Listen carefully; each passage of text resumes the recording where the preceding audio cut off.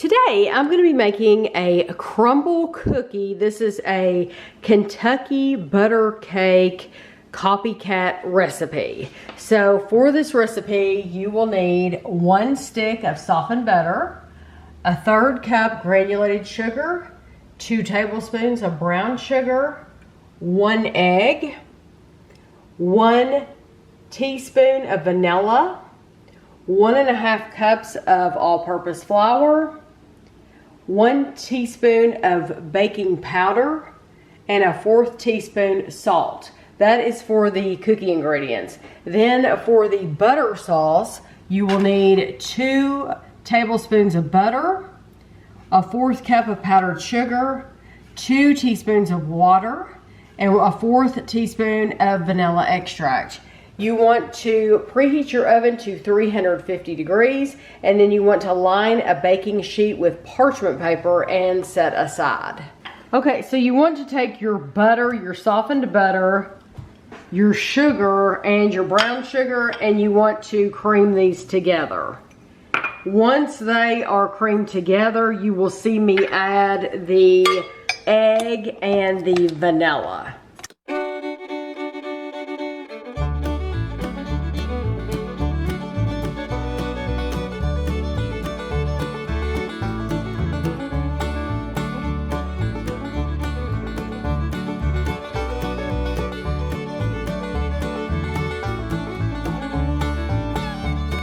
Scrape down my bowl once, and now you're going to add your baking powder, your salt, and your flour, and you're going to mix them together again and just until all the powder is incorporated.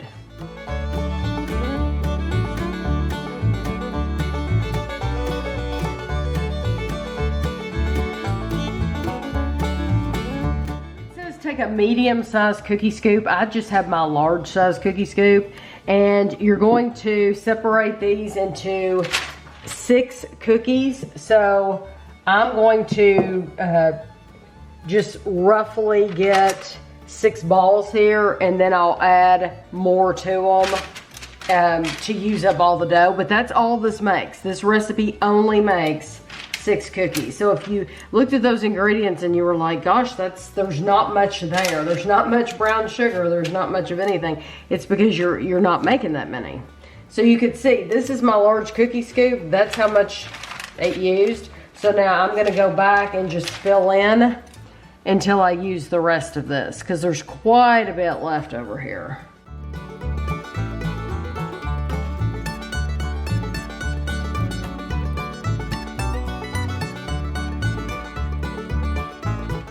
I have these into 6 cookies. You want to roll them in the palm of your hand, and then you want to press down gently.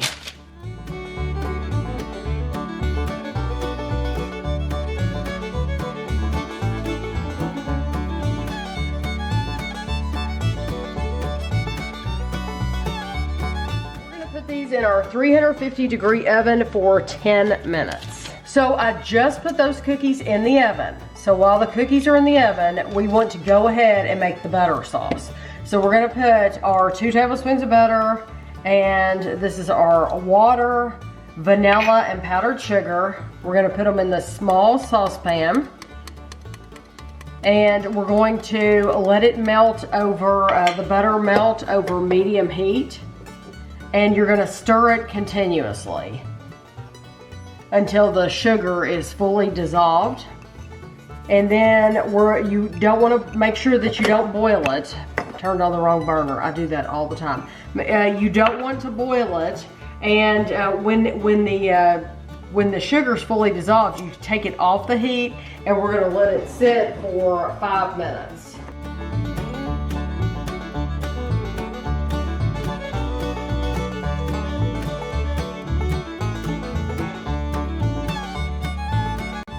Just came out of the oven, and this is our sauce that we let it just set it to the side.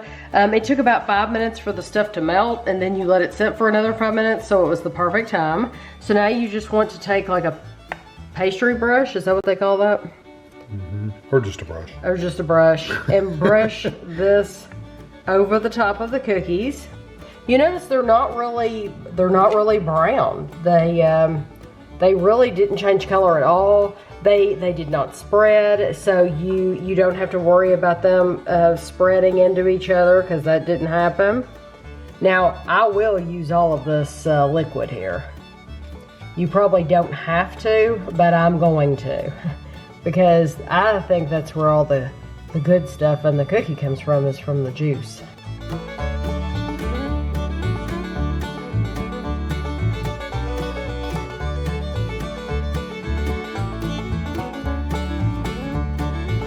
Now we're gonna let these sit for at least 5 minutes, and then we'll be back. So now you would just want to take a little bit of powdered sugar. I mean, this is probably too much right here, but you're just going to tap it over the top of these to make them pretty once you've let them sit. And we probably let them sit, it was probably like 15 minutes, because you don't want your powdered sugar to melt into your cookie. And you can just put as much or as little as you want. And now we will give them a try. The recipe says, these Crumbl-inspired Kentucky Butter Cake cookies are the best butter cookies you'll ever make. They are melt in your mouth delicious, topped with a smooth butter sauce and sprinkled with powdered sugar. This is from lifestyleofafoodie.com. I will link below to this recipe.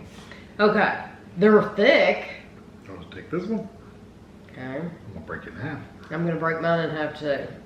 They are very sticky on the bottom, where that glaze was on them. Right, and they're very moist on the inside. Do you see how moist that is?